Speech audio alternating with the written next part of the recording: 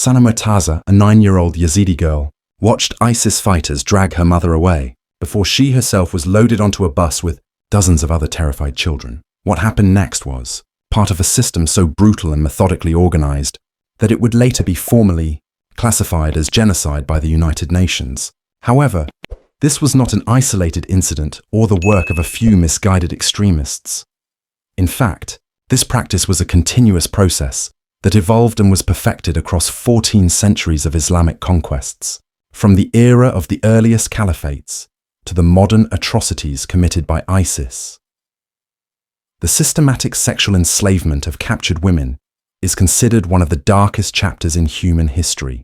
Despite this, the story has generally been concealed, ignored, or dismissed as enemy propaganda. The facts you are about to discover are drawn from authentic historical sources, survivor testimonies, and archaeological evidence. These proofs clearly demonstrate how Islamic caliphates transformed the rape and enslavement of women into a religious institution that not only shaped medieval civilization but continues to have its effects on the world today. The evidence is so horrifying that many historians initially refuse to believe it. Examples of this system can be found in the Abbasid harems, where thousands of captive women were counted like livestock, in the Ottoman Devshirme raids, which forcibly took children from Christian families, and in the modern slave markets of ISIS, where Yazidi girls were sold with price tags around their necks. These were not merely random acts of wartime violence. They were calculated systems of control that used sexual terror as a weapon, more effective than any military force. Its religious justification was drawn directly from the Quran. Verse 424 of the Holy Quran gives clear permission for sexual relations with captive women, while verse 3350 refers to those whom your right hands possess as the rightful spoils of war. This was not merely an interpretation or extremist distortion. It was a fundamental Islamic law that provided a legal framework for the systematic sexual exploitation of conquered populations. When Muslim armies advanced into the Byzantine Empire, Persia and North Africa, they did not just occupy land, they harvested human beings. Women and children were classified as sabaya, meaning war captives, whose bodies became the legitimate property of their Muslim conquerors. This process was organized and bureaucratic in nature. Captured women were divided into categories based on their age, beauty, and perceived market value. The most beautiful women were reserved for high-ranking commanders and ultimately the caliph himself. The remaining women were either distributed among the soldiers or sold in slave markets operating throughout the Islamic world. The Abbasid Caliphate perfected this system into an institution that remained a fundamental template for Islamic empires for the next 1,000 years. The Abbasid harem was not just a collection of wives and concubines. It was a carefully structured hierarchy of sexual slavery that housed thousands of women in conditions that would shock even modern human traffickers. The Persian historian Wasaf documented in detail how victorious armies entered cities like hungry falcons attacking a flock of doves, describing how the women hiding behind the veils of the great harem were dragged through the streets and alleys, and as the population died at the hands of the invaders, every one of them became a plaything. The process of acquiring these women was brutal and efficient. Young girls of extraordinary beauty were sent to the caliph's court as gifts from provincial governors. Others were purchased from slave markets, having been either abducted from their families or sold by impoverished parents. Caucasian, Georgian, and Abkhazian women were considered particularly valuable, and these entire regions became hunting grounds for slave traders who supplied the Islamic world with fresh captives. But this system required more than just the capture and enslavement of women. It necessitated the complete eradication of their previous identities and the construction of new identities designed for sexual subservience. The captive women were subjected to a process of psychological breaking that began the moment they were taken. They were stripped naked, their virginity examined, and their potential worth as sexual commodities was assessed and valued. Women who resisted were beaten or killed to serve as an example to others. The use of eunuchs in this system demonstrates its calculated ruthlessness and brutality. Men, often war captives or purchased slaves, were used to guard and manage the harem. They were forcibly castrated before puberty so that they would remain in lifelong servitude. This brutal act of castration, performed without anesthesia, was carried out by Jewish or Christian professionals because Islamic law prohibited Muslims from performing the procedure. while Muslim rulers fully benefited from its results. Most boys died during this process. The eunuchs who survived endured a life of physical and severe psychological torment, deprived of normal human relationships, and serving as instruments of oppression against the women they oversaw. The Ottoman Empire expanded this system to an industrial scale through devshirme, a process under which Christian boys were systematically abducted from conquered territories. Ottoman officials justified this act without shame, stating that the conquered peoples are the slaves of the conquerors, whose property, women, and children are considered legal possession. Boys as young as 4 years old were forcibly taken from their parents, compelled to accept Islam, and then trained for the service of the Ottoman state as loyal troops, janissaries, and administrators.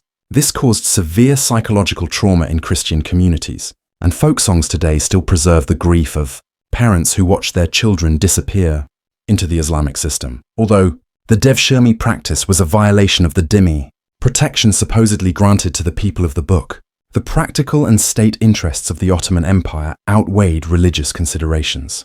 By tearing apart Christian family structures and turning their children into loyal Muslim soldiers and officials, the Ottomans created an unassailable automatic system of conquest and control. Christian communities developed several desperate defensive strategies, such as arranging the marriage of sons at an incredibly young age to disqualify them from recruitment, priests deleting boys' names from church registers, and families fleeing their homes to escape recruiters. Some communities even resorted to bribing Ottoman officials or attempting to murder them, but this systematic and highly profitable system could not be stopped by local resistance. This human trafficking network was astonishingly vast. Archaeological evidence from medieval Islamic cities reveals slave markets that operated much like a modern shopping mall, with specific sections designated for different types of human commodity. Women were stripped and put on display on platforms so that potential buyers could inspect their bodies like livestock. Children were separated from their mothers and sold to buyers with specific needs. The most beautiful women commanded prices equivalent to a small fortune, while older or less attractive captives were sold in bulk to brothel owners or agricultural estates. The psychological effects on the women trapped in this system were devastating and intentional.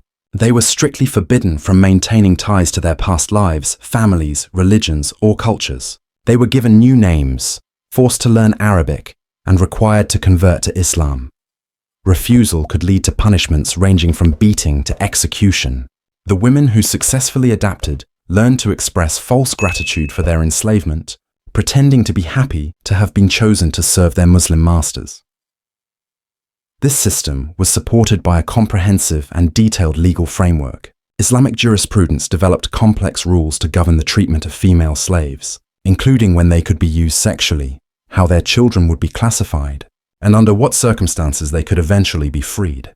However, these laws were created to protect the interests of the slave owners, not the slave women themselves. Female slaves had no legal right to refuse the sexual advances of their masters. They could be subjected to repeated rape without legal recourse. Although children born from these unions were considered legitimate if acknowledged by the father, the women themselves remained property. They could be sold, given away, or killed at the discretion of their master. Their only protection was their economic value, which provided a minor incentive for masters to keep them alive and relatively healthy. The organized breeding programs developed by certain Islamic rulers demonstrate the deeply systematic nature of this exploitation. Captive women were selected based on their potential to bear children with desired traits. They were forced to mate with specific men chosen by their masters, creating generations of slaves tailored for particular purposes. Some were bred for beauty to serve in the harems, others for strength to work in fields or homes. Children born from these relationships inherited their mother's slave status, creating generations born into sexual servitude. This system was not hidden or clandestine. It was openly praised in Islamic literature, extolled by religious scholars, and documented by historians as a natural and beneficial component of Islamic conquests. The great Islamic historian Ibn Khaldun wrote approvingly about the civilizational effects of sexual slavery, arguing that it brought ignorant women into contact with superior Islamic culture. Religious scholars prepared detailed treatises on the proper treatment of female slaves, including in-depth discussions on sexual techniques and breeding strategies. The trade in slaves had a vast economic scale. The wealth generated from it formed the foundation of the Islamic Empire's expansion and their great architectural achievements. The construction of Hagia Sophia in Istanbul, the palaces of Baghdad, and the mosques of Cairo all included profits derived from human trafficking. Even the so-called Islamic Golden Age, with its advances in mathematics, medicine, and philosophy, was, in part, financed by the systematic exploitation of conquered populations. However, the most secret and destructive aspect of this system was how it normalized sexual violence as a tool of religious and political power. By portraying rape as a divine duty and sexual slavery as a heavenly reward, the legal framework of the time created a feedback loop that encouraged raids and brutality. Soldiers were promised access to beautiful captive women as a reward for their service. Governors and administrators were gifted luxurious harems filled with the most attractive slaves. Thus, the entire social and economic structure of many Islamic empires rested on the exploitation of conquered peoples. All the evidence of these practices comes from Islamic sources themselves. Court documents, legal treatises, historical chronicles, and administrative records provide detailed accounts of the system. These were not accusations invented by the enemies of Islam. Rather, they were proud records created by those who saw no shame in their actions, believing them divinely sanctioned and profitable for their empires. Modern ISIS did not invent sexual slavery. It merely revived and modernized a practice that, according to many historians, had existed for over 1,000 years within the framework of Islamic conquest. When ISIS militants justified their treatment of Yazidi women by issuing pamphlets, they cited the same Quranic verses and historical precedents that Abbasid, Ottoman, and other rulers throughout history had used to legitimize similar acts. The 2014 Yazidi genocide was not an anomaly. It was the logical and final outcome of an institutionalized system of sexual slavery that, in various forms, had persisted since the earliest Islamic invasions.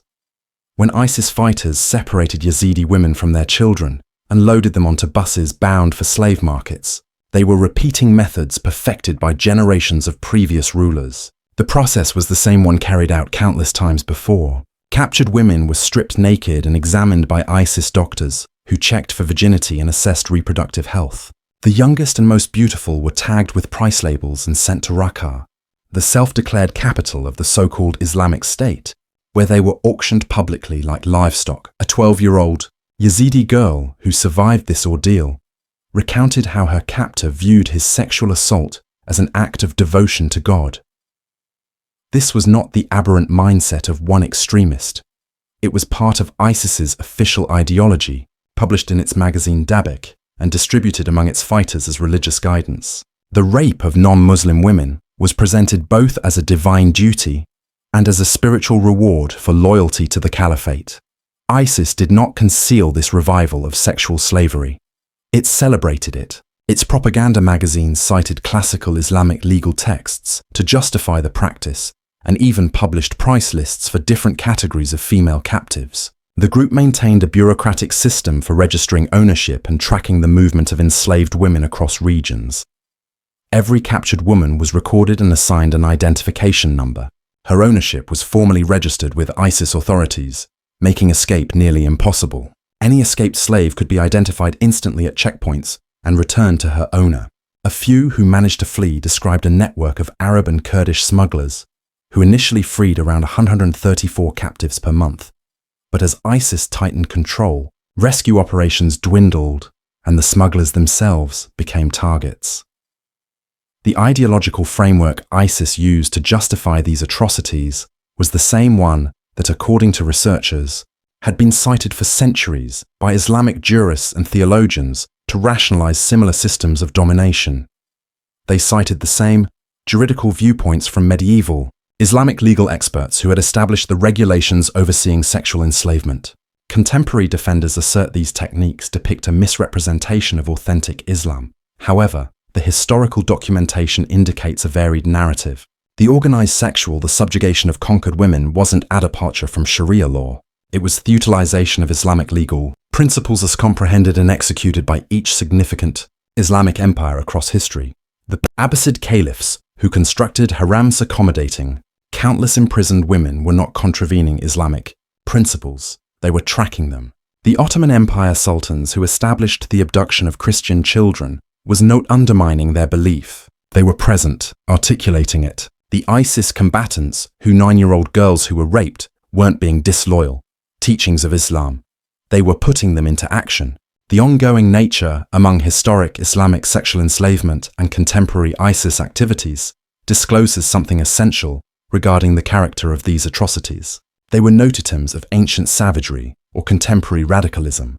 They were the rational results of a spiritual and judicial framework that clearly allows and promotes the sexual abuse of those who have been conquered populations. The individuals who endure these systems possess scars that reach well beyond the physical trauma. They symbolize millions of females whose existences were shattered by an establishment that handled rape as a ritualistic ceremony and forced prostitution as heavenly recompense. Their narratives have been methodically repressed, overlooked, or disregarded as propaganda from historians reluctant to face the complete extent of these atrocities. However, the proof is overpowering and indisputable. Judicial body files, official paperwork, regulatory documents, and accounts from survivors establish a historical account that extends 14 centuries and includes millions of victimized individuals. Sexual subjugation of subjugated women was not a misfortune consequence of Islamic growth. It was a key aspect of Islamic expansion, intentional approach that employed sexuality fear to undermine the resolve of the vanquished populations and acknowledge the dedication of Islamic combatants.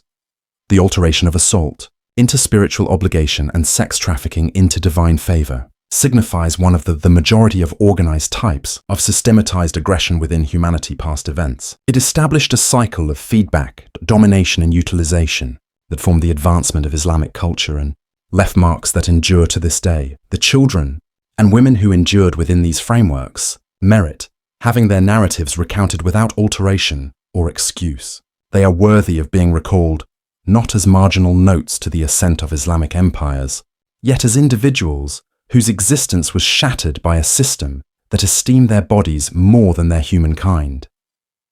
The inheritance of Islamic sexual servitude extends well beyond the historical victims. It set benchmarks and established legal structures that endure to effect.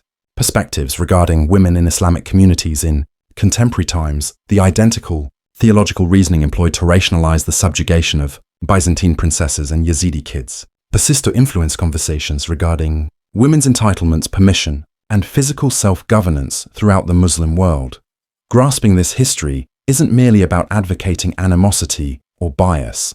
Sure, please provide the text you'd like me to paraphrase regarding facing the complete extent of human brutality and acknowledging how religious and governmental structures may be employed to rationalize the most dreadful kinds of abuse, merely by recognizing these atrocities only in their complete historical context can we seek to avoid their recurrence and commemorate the memory of the countless individuals, women and children who endured hardship under systems that addressed sexual violence as a holy obligation. The narrative of Islamic sexual slavery is fundamentally a narrative concerning power regulation and the methodical dehumanization of subjugated groups. It demonstrates how spiritual power can be used as a rationale for the most savage types of abuse and how whole civilizations can be established on bases of formalized aggression. These are not cozy truths, yet they are essential ones. I'm sorry, but it seems you've only provided a partial sentence. Could you please provide the full text that you'd like me to paraphrase? The victims' voices call for acknowledgement listened to, and their pain requires attention to be recognized.